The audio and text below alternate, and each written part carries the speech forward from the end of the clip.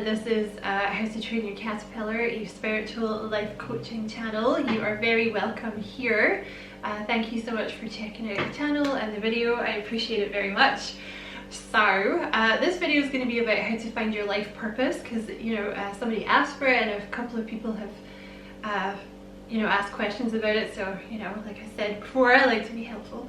So that's what it's going to be about, like your life purpose or your soul's calling, whatever you want to call it. Before we get into it, again, I just want to say thank you for checking out the video.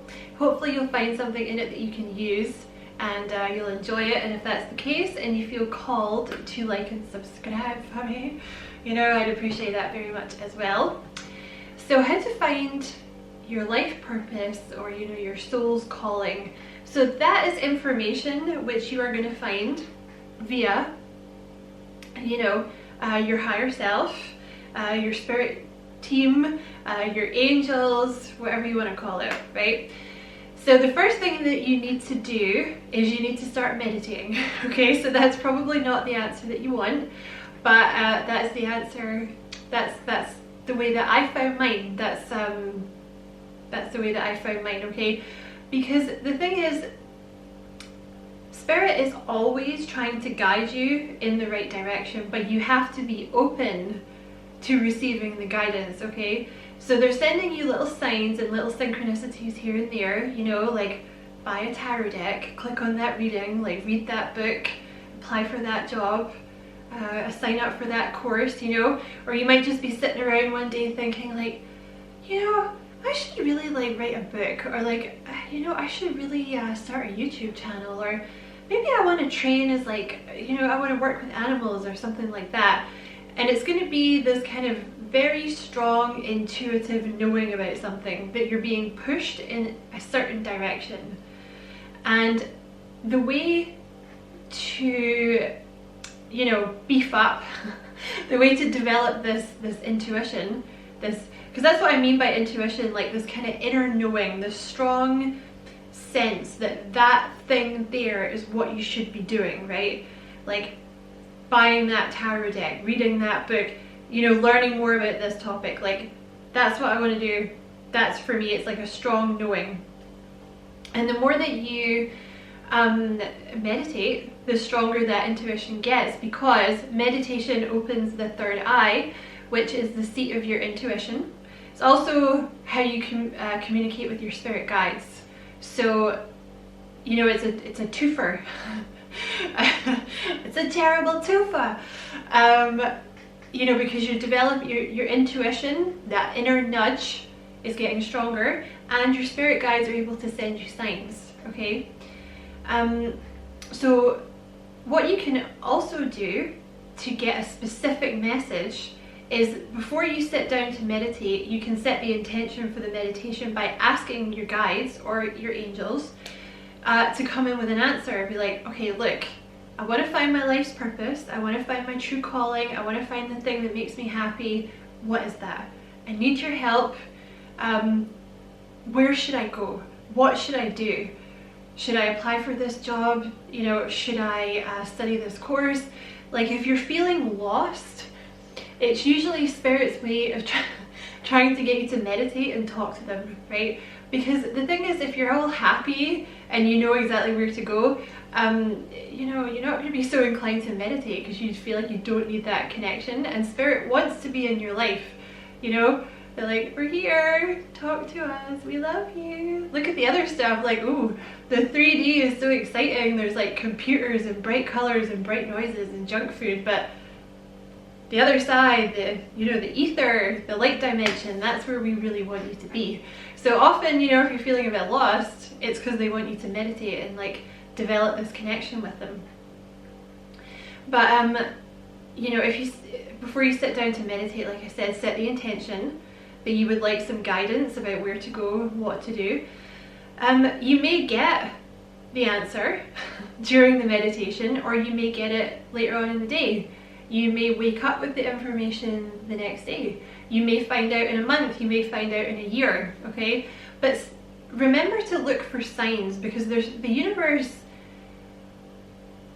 because it's kind of on it, like your guides and angels and stuff, they're high vibration, right? So we're just little humans, you know. It's difficult for us. We can't really sit down and talk to them, a lot of us, right? We can't, you know, you can't like have that one-way conversation, right? I mean, you can, you know, if you develop your meditation and blah blah blah blah blah, but an easier way for them to do that is to send you little signs, right? Like maybe you'll have a specific thought, like, oh, you know, I should really sign up for that course, and then you might see like 555 on the clock, and you're like, yep, that was a confirmation, I should sign up for that. Or, you know, one thing that happened to me, for example, just to give you an example, was, you know, I was looking for a new job, had no idea where I was going to go or what I was going to do, and I had my CV, like I was looking on Indeed for jobs, and it was weird. There was like an option to make your CV public that I had never seen before, and there was like a nudge from Spirit, like do that. So I did that, and then literally the next day someone headhunted me and offered me a job. I mean, it wasn't the job that I ended up doing forever, but it was the job that I needed to do then, and it gave me enough money to start working on the tarot channel, actually, is what happened there. Blah blah blah blah blah. But it's like little things like that, right? So, you know, look out for these signs, like these little nudges, right? Because that's how they're talking to you. You know, they might, like for example, you might keep seeing an advert for, I don't know, like learning tarot or learning Reiki or, you know, learning reflexology or working with animals or whatever it is, working with children, you know, counseling, whatever. If you keep seeing it, you know, if it's like a repetitive thought, a repetitive idea, that's your intuition speaking. You may wish to use a crown chakra frequency when you are meditating, because that is the frequency which opens you up to like the universe and the angels, and it makes it's like a download, okay? Because I think I said this in the video that I made yesterday, but you know, I asked for a specific answer about something quite complicated actually, that I was like, okay, so I've come to a point where I can't physically, I don't know what to do. I need an answer. I sat down, I meditated, I put a crown chakra frequency on, and then I think like 15 minutes after I finished the frequency, it was like ding, the answer was in my head. Keep this crown chakra frequency on for a while after as well, because it just makes it easier for you to get downloads. You can also listen to a crown chakra frequency overnight. You could ask the question before, and then you might wake up with the answer in the morning, you know. Also maybe keep a dream diary, because you might be getting ideas through your dreams. Bear in mind that it may take you steps to get to your life purpose, okay? I'm just going to use myself as an example here. I don't want to talk about myself a lot, but I just want to explain to you what I mean. Because especially in spirituality, it's often, you kind of have to come to terms with the fact that it may be right for you now, but they're going to change that in the future.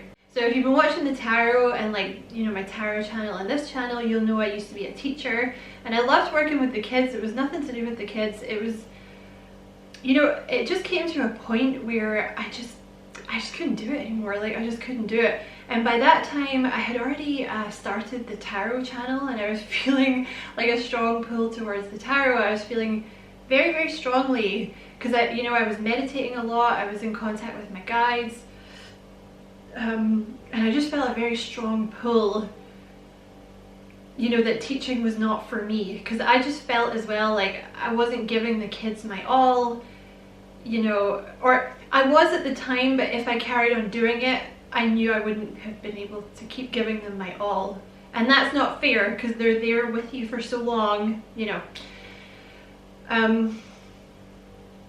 Because I knew that I wanted to do the tarot. Like I had already started doing the tarot channel, and I was like, I feel like this is going to take off. I feel like this is what I should be doing. But because I was so used to working all the time, before I had even quit teaching, I had started looking for another job. So that's what happened with the Indeed thing. Like you know, the last week of my teaching, I think I was there, I got this job, because I had put my CV to open on Indeed, and then I did a couple of months in that job and I saved up money, and then I put everything I had into the tarot. And as you will know, recently, like I've been, you know, as much as I love the tarot, I've been kind of given a push to do like this new channel more and to do like the spiritual life coaching sessions. And the way that I got into that was I kept seeing an advert for it, like on any website I was on. I think videos or something about it kept coming up as well. There was a lot of signs about spiritual life coaching. I was like, am I supposed to do this? And then I was like, yes, you are. So that's how I got into that.